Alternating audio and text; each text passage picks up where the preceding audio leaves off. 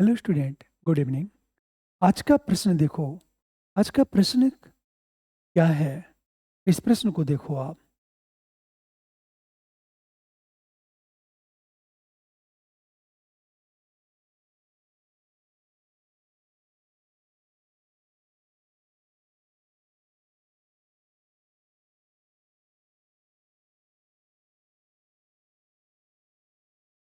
नहीं नहीं, चलने दो।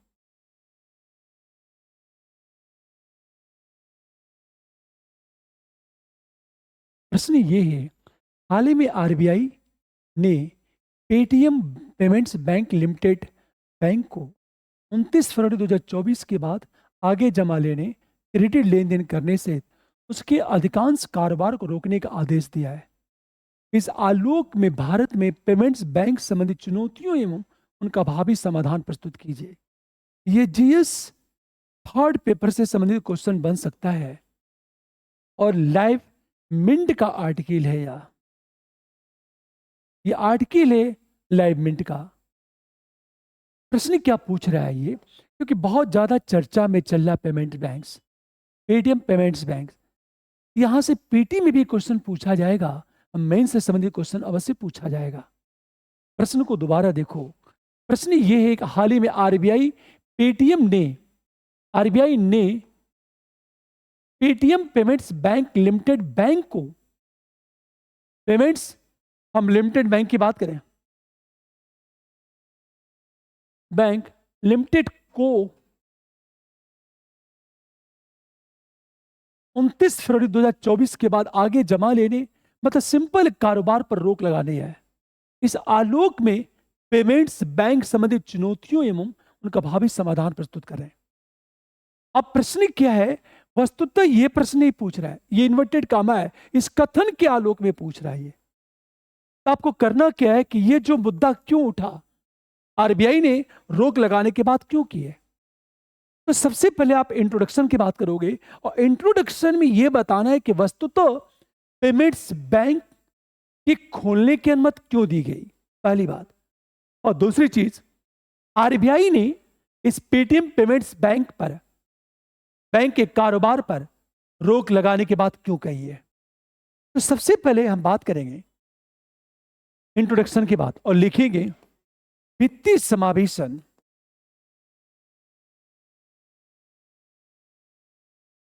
समावेशन को आगे बढ़ाने के लिए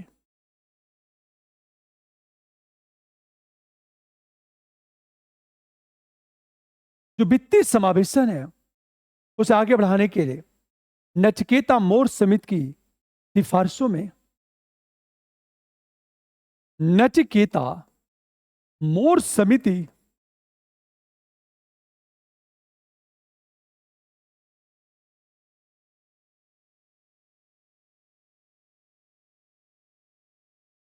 की सिफारिशों के आधार पर 2014 में पेमेंट्स बैंक की स्थापना,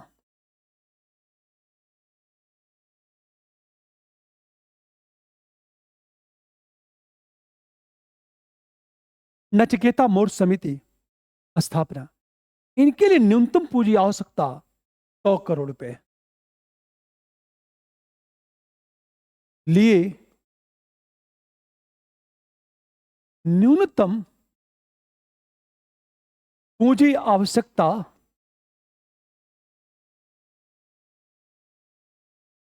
100 करोड़ रुपए तथा शेयर धारक का वोटिंग अधिकार 10% तक सीमित। शेयर धारक का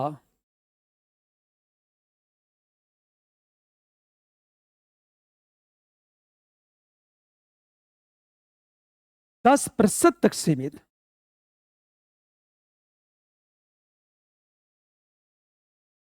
ये बातें हमारे इंट्रोडक्शन में आ जाएगी। तो इंट्रोडक्शन देखो, वित्तीय समावेशन को आगे बढ़ाने के लिए नचिकेता मोर समिति की सिफारिशों के आधार पर 2014 में पेमेंट्स बैंक की स्थापना, इनके लिए न्यूनतम पूंजी आवश्यकता 100 करोड़ रुपए तथा शेयरधारक का वोटिंग अधिकार 10% तक सीमित होता है। ये बातें हमारे इंट्रोडक्शन में आ गई। अब हम आएंगे सीधे सेकेंड पैरे में। ये तो हमारा फर्स्ट पैरा हो गया। अब सेकंड पैरा में जब आएंगे तो लिखेंगे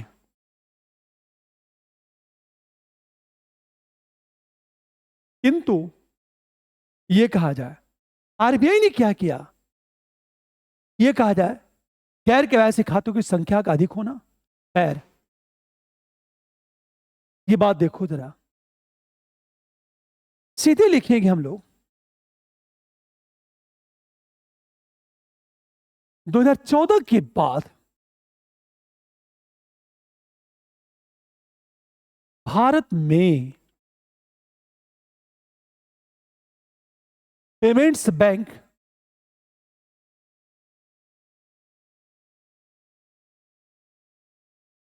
की संख्या में वृद्धि होने लगी।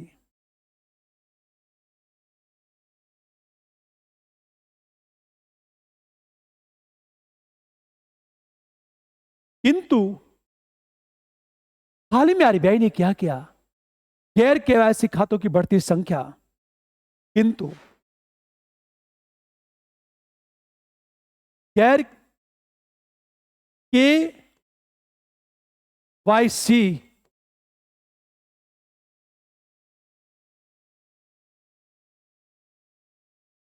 खातों की बढ़ती संख्या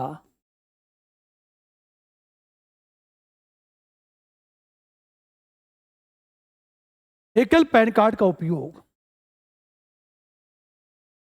एकल पैन कार्ड का उपयोग मनी लॉन्ड्रिंग की चिंताएं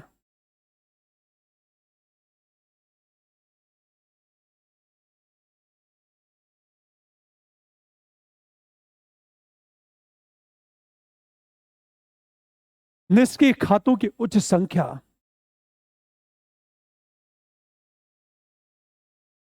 निष्क्रिय खातों की उच्च संख्या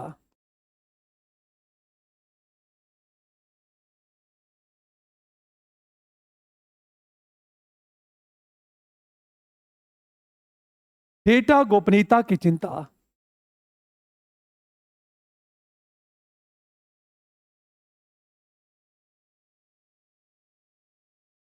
चिंता की बात करें, तथा गलत अनुपालन परिस्थितियों के कारण,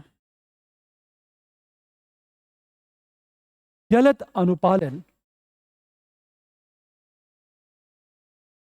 प्रस्तुतियों के कारण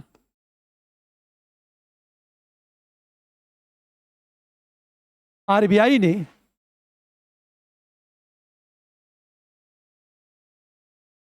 पेटीएम पेमेंट्स बैंक पर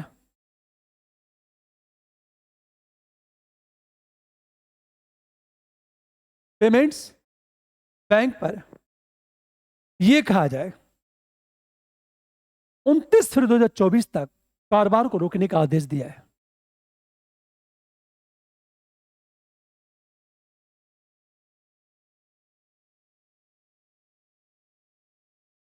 तक अधिकांश कारोबार को रोकने का आदेश दिया है।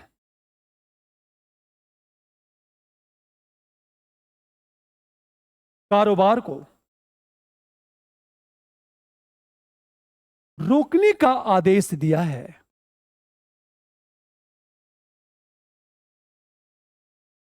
मतलब 2014 के बाद भारत में पेमेंट्स बैंक की संख्या में वृद्धि होने लगी, किंतु गैर केवाईसी खातों की बढ़ती संख्या, एकल पैन कार्ड का उपयोग, मनी लॉन्ड्रिंग की चिंताएं, निष्क्रिय खातों की संख्या, डेटा गोपनीयता की चिंता तथा गलत अनुपालन परिस्थितियों के कारण आरबीआई ने पेटीएम पेमेंट्स बैंक को 29 फरवरी 2024 तक अधिकांश कारोबार को रोकने का आदेश दिया है। तब रोक दो। ये बातें हमारी सेकेंड पैरे में। अब आएंगे थर्ड पैरे में। इससे क्या हुआ, इससे पेमेंट्स बैंक के समक्ष अनेक चुनौतियां पैदा। थर्ड पैरा,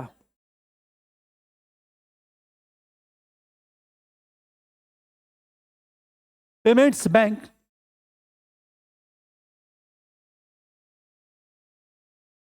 के विस्तार पर नकारात्मक प्रभाव।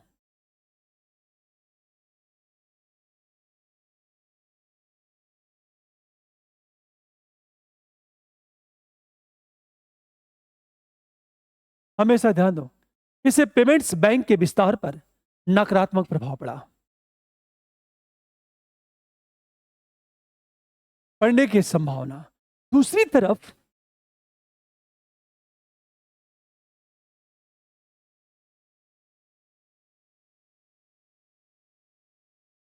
पेमेंट्स बैंक के समक्ष अनेक चुनौतियां भी हैं। पेमेंट्स बैंक के समक्ष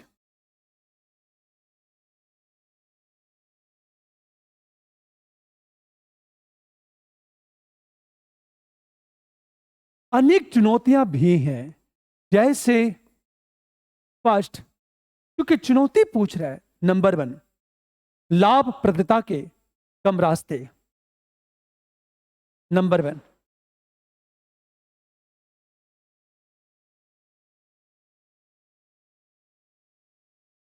कम। क्यों कम है? क्योंकि इन बैंकों को पारंपरिक बैंकों के विपरीत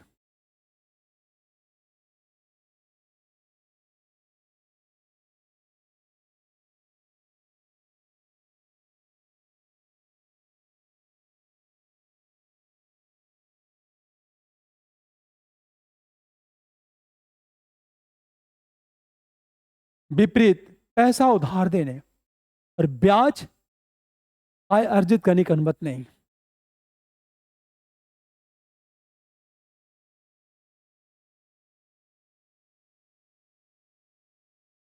ब्याज आय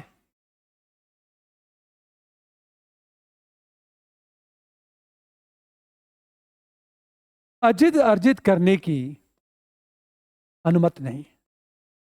पहली चुनौती यह है, लाभप्रदता का रास्ता कम। क्यों कम है? क्योंकि इन बैंकों को पारंपरिक बैंकों के विपरीत पैसा उधार देने एवं ब्याज आय अर्जित करने की अनुमति नहीं। पहला पॉइंट। दूसरी बात, जो डिमांड डिपॉजिट की राशि 2 लाख रुपए। नंबर 2, डिमांड डिपॉजिट की राशि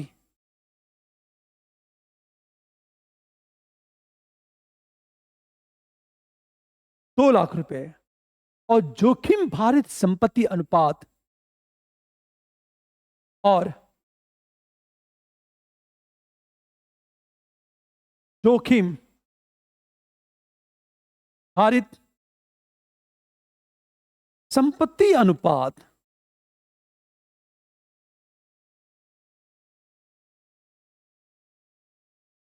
के लिए 15% की पूंजी की सीमा निर्धारित।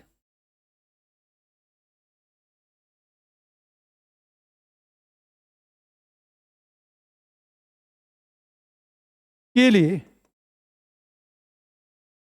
15% की पूंजी सीमा निर्धारित के कारण भारत में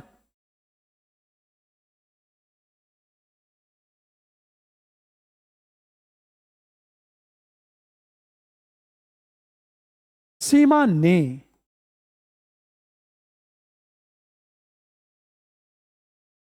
भारत में पेमेंट बैंक की इक्विटी पर रिटर्न को प्रभावित किया है।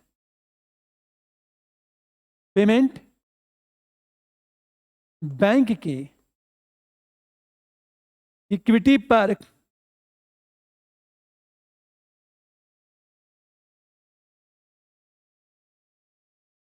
रिटर्न को प्रभावित किया है। हमेशा ध्यान दो। दूसरा पॉइंट, डिमांड डिपॉजिट की राशि 2 लाख रुपए और जोखिम भारी संपत्ति के लिए 15% पूंजी सीमा ने भारत में पेमेंट बैंक की इक्विटी पर रिटर्न को प्रभावित किया है। तीसरी बात, डिजिटल डिवाइडेड और धीमा इंटरनेट कनेक्टिविटी के कारण। नंबर 3,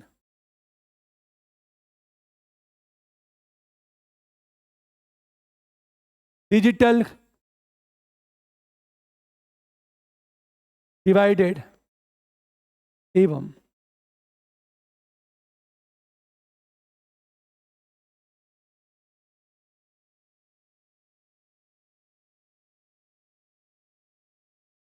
कनेक्टिविटी के कारण विस्तार कम,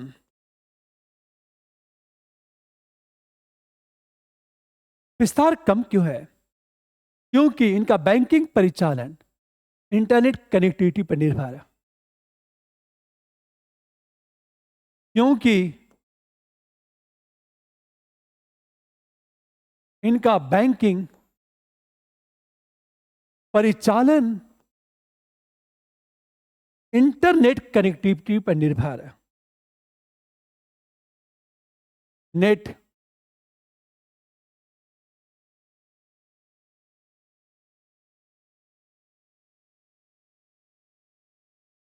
निर्भर की बात करें, नंबर 4 की बात करें, बड़ी संख्या में निष्क्रिय शून्य बैलेंस खातों ने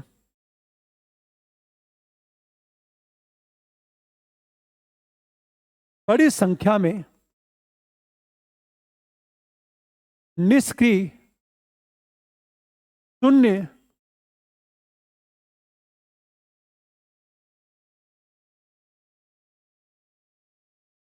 बैलेंस खातों ने भारत में पेमेंट बैंक के परिचालन को प्रभावित किया है।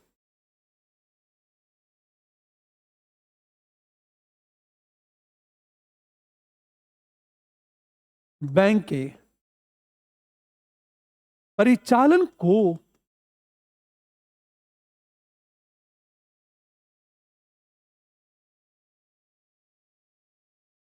प्रभावित किया है। उनका उपयोग व्यक्तिगत घोटालों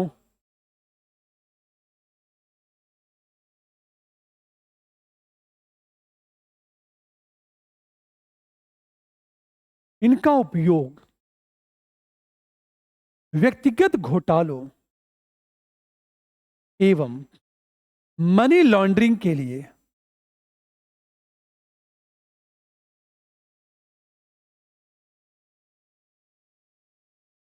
संभव, यह एक चुनौती है इन पेमेंट्स बैंक के समक्ष। अगली चीज, अगला पॉइंट, कड़ी प्रतिस्पर्धा एक बहुत बड़ा रीजन ही है, एक चैलेंजेस है। नंबर 5, कड़ी प्रतिस्पर्धा एक बहुत बड़ी चुनौती है। यह अंत में बात करें, अति विनियमित कामकाज और भारी घाटे के कारण। नंबर 6, अति विनियमित कामकाज एवं भारी घाटे के कारण अनेक पेमेंट्स बैंक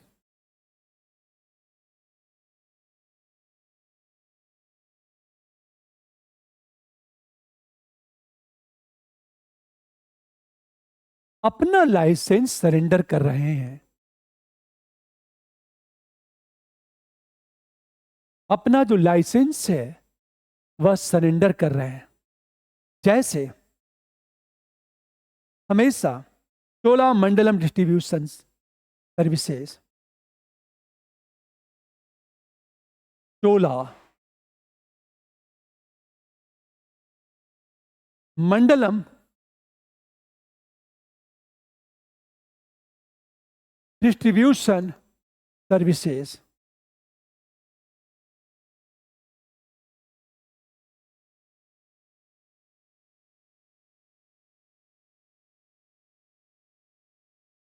सन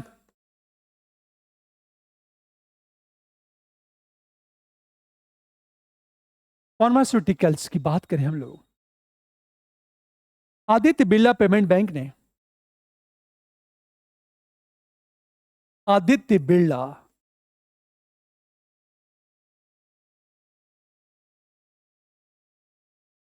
पेमेंट बैंक ने अपना लाइसेंस सरेंडर कर दिया है।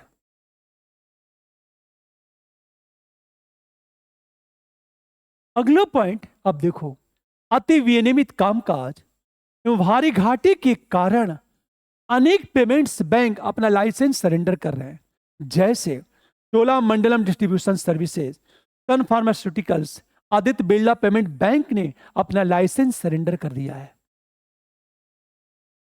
अब सोचो, तो चैलेंजेस क्या इनके सामने, पेमेंट्स बैंक के सामने क्या क्या चैलेंजेस है?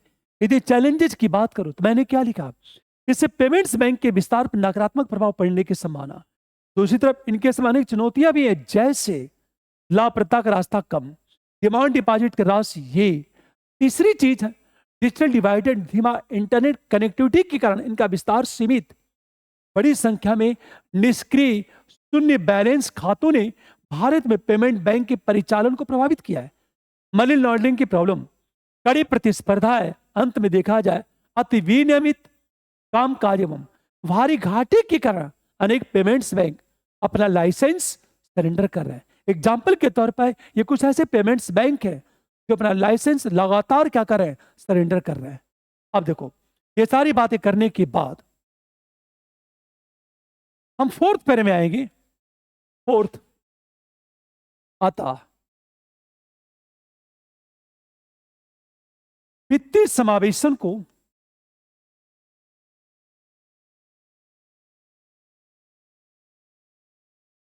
मजबूत करने तथा सामाजिक सशक्तिकरण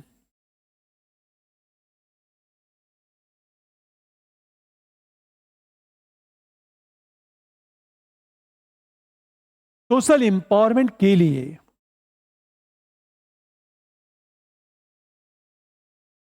पेमेंट्स बैंक के समक्ष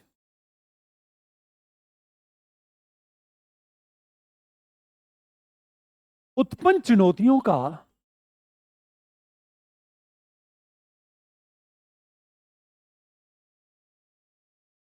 समाधान आवश्यक है।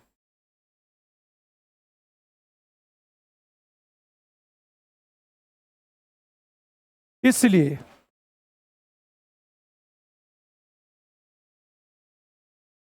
अब क्या भावी कदम की बात, आरबीआई को पेमेंट बैंक की जमा सीमा बढ़ानी चाहिए। फर्स्ट,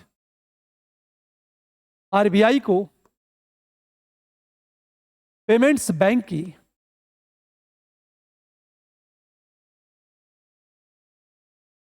जमा सीमा बढ़ानी चाहिए, यह काम होना चाहिए। इसके लिए इन बैंकों को अपने अधिशेष धन को सार्वभौमिक बैंकों में स्थानांतरित करने की अनुमति के लिए तंत्र पर काम किया जाना चाहिए। इसके अलावा इन बैंकों को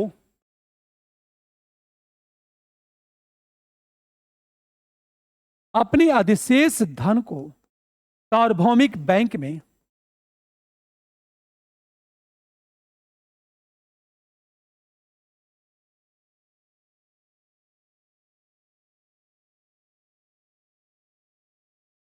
ट्रांसफर की बात करें हम लोग, करने की अनुमति के लिए तंत्र पर काम किया जाना चाहिए।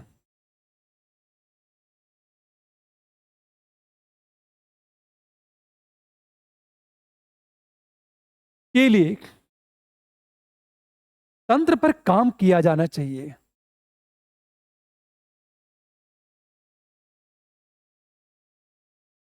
पहला पॉइंट। नंबर 2 की बात की, आरबीआई को पारंपरिक बैंकों और भुगतान बैंकों के बीच बुनियादी ढांचे को साझा करने की सुविधा के लिए उपाय। नंबर 2,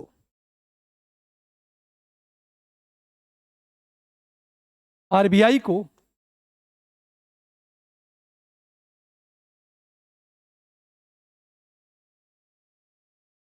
पारंपरिक बैंक एवं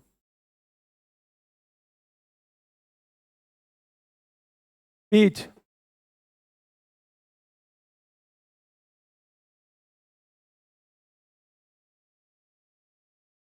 बुनियादी ढांचा को साझा करने की सुविधा के लिए उपाय।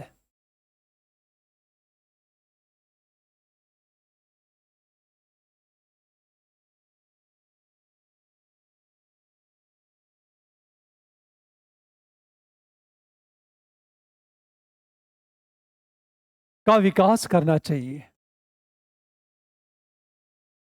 जैसे पारंपरिक बैंक शाखाओं में payment bank desk,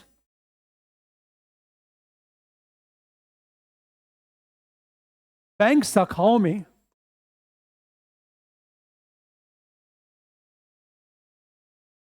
payments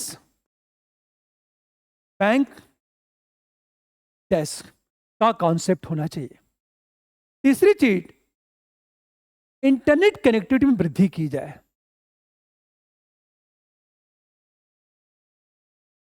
internet connectivity में वृद्धि की जाए।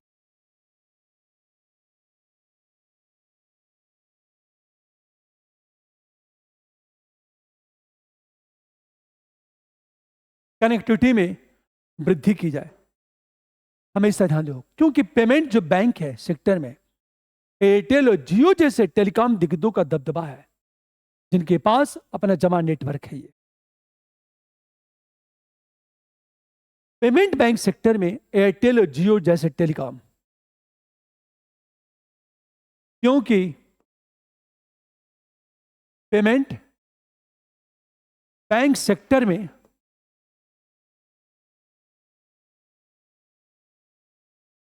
एयरटेल एवं जियो जैसे टेलीकॉम दिग्गजों का दबदबा है।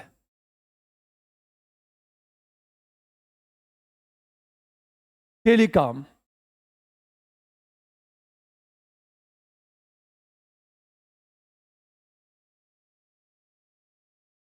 हमेशा ध्यान दो इस बात, क्योंकि उनका अपना नेटवर्क है। यह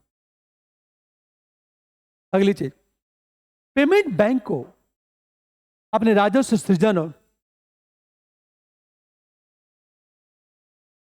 नंबर 3 की बात करें, एक चीज देखो, नंबर 2, आरबीआई को पारंपरिक बैंक एवं भुगतान बैंक के बीच बुनियादी ढांचा को साझा करने की सुविधा का विकास करना चाहिए।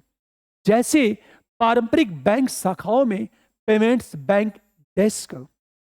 नंबर 3, इंटरनेट कनेक्टिविटी में वृद्धि की जाए, क्योंकि पेमेंट बैंक सेक्टर में एयरटेल एवं जियो जैसे टेलीकॉम दिग्गजों का दबदबा है। नंबर 4 की बात करें, पेमेंट बैंक को अपने राजस्व सृजन। नंबर 4,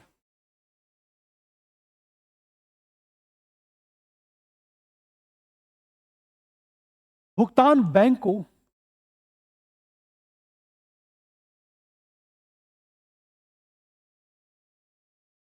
राजस्व के सृजन और लाभप्रदता के स्रोत को बढ़ाने के लिए और लाभ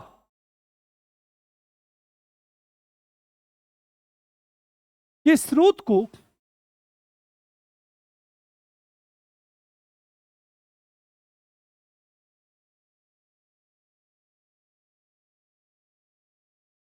स्वयं के म्यूचुअल फंड एवं बीमा उत्पादों को पेशकश करने की अनुमति दी जानी चाहिए। बीमा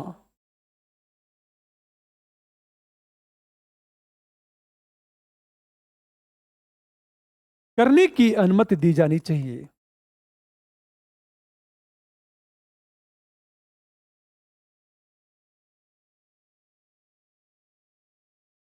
नंबर 5 की बात करें, हमेशा आरबीआई द्वारा ई केवाईसी और नो फ्रिल खातों का अनुपालन नियमित रूप से किया जाना चाहिए।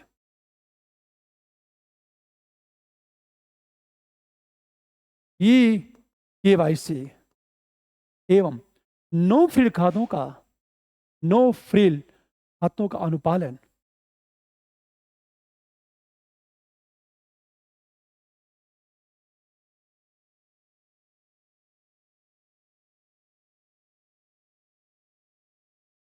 अनुपालन नियमित रूप से किया जाना चाहिए।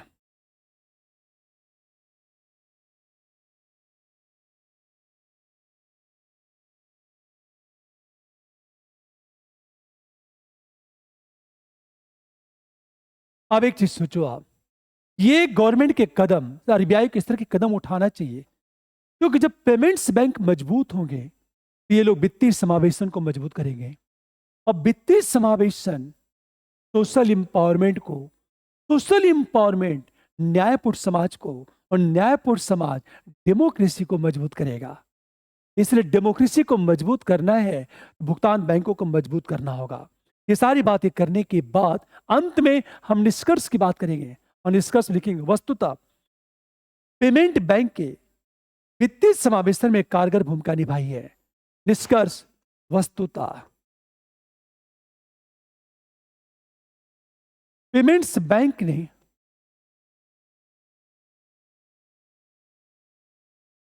वित्तीय समावेशन में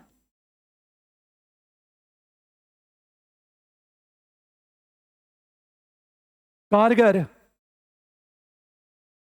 भूमिका निभाई है।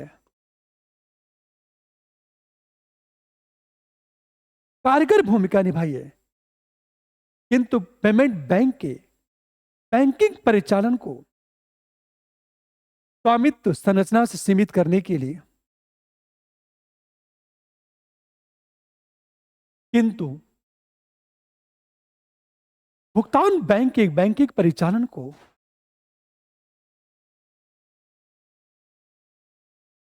बैंक के बैंकिंग परिचालन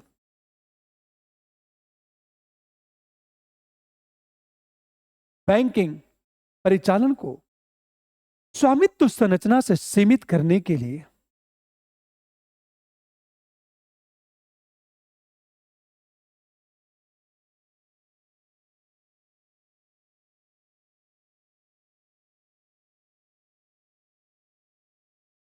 आनंद सिन्हा समिति सिफारिशों को लागू किया जाना चाहिए। आनंद सिन्हा समिति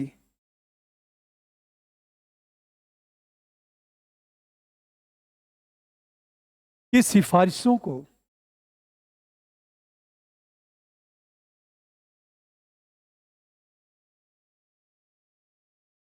अब एक चीज सोचो आप, ये निष्कर्ष हमारा, वस्तु पेमेंट्स बैंक ने वित्तीय समावेशन में कारगर भूमिका निभाई है, किंतु भुगतान बैंक के बैंकिंग परिचालन को स्वामित्व संरचना से सीमित करने के लिए आनंद सिन्हा समिति की सिफारिशों को लागू किया जाना चाहिए। ये बात हमारे निष्कर्ष में आ जाएगा, हमारा आंसर क्लोज। अब एक ध्यान दो इस बात को, ये कहा जाए, एक सिंपल क्वेश्चन ये पूछेगा,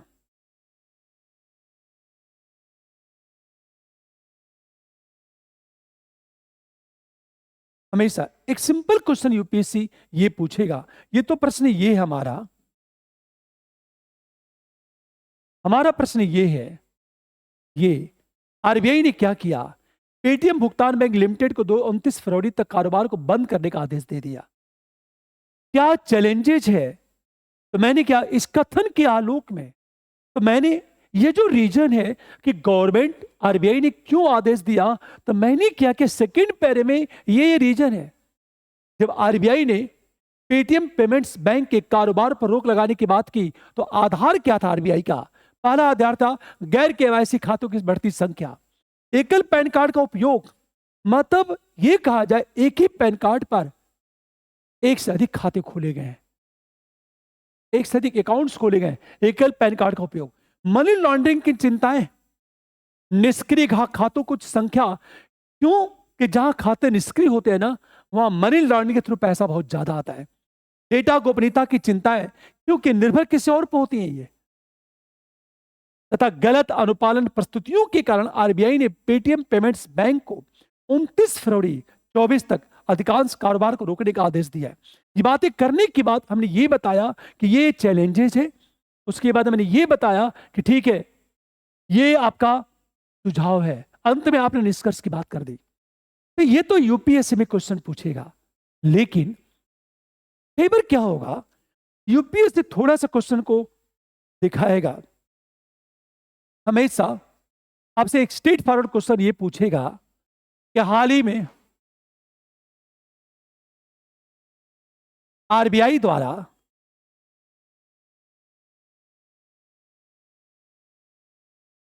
पेटीएम भुगतान बैंक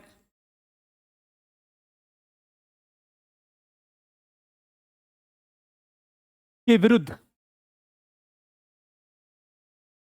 की गई कार्रवाई के आधारों का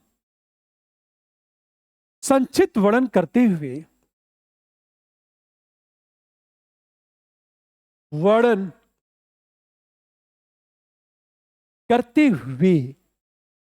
भुगतान बैंक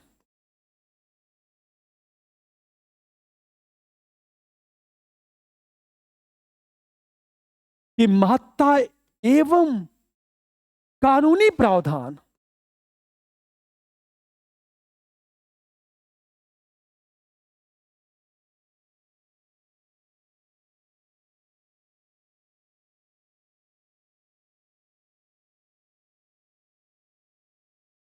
को स्पष्ट करें। ये स्ट्रेट फॉरवर्ड क्वेश्चन। हाल ही में आरबीआई द्वारा पेटीएम भुगतान बैंक के विरुद्ध की गई कार्रवाई के आधारों का आधार क्या है? तो ये आधार है उसका गैर केवाईसी खातों की संख्या। ये जब आधारों की बात करेगा, क्या आधार है, तो जब आधार की बात करोगे तो ये सारे आधार है। ये देखो आप, ये सारे आधार है, ये आधार है। ये 1 2 3 5 6 पॉइंट आधार में चलाएगा। उसके बाद आधार बता दिया। भुगतान बैंक की महत्ता क्या है? सबसे बड़ी महत्ता तो यह है कि वित्तीय समावेशन को प्रमोट करते हैं। वित्तीय समावेशन को प्रमोट करते हैं, यह व्यापार को प्रमोट कर रहे हैं।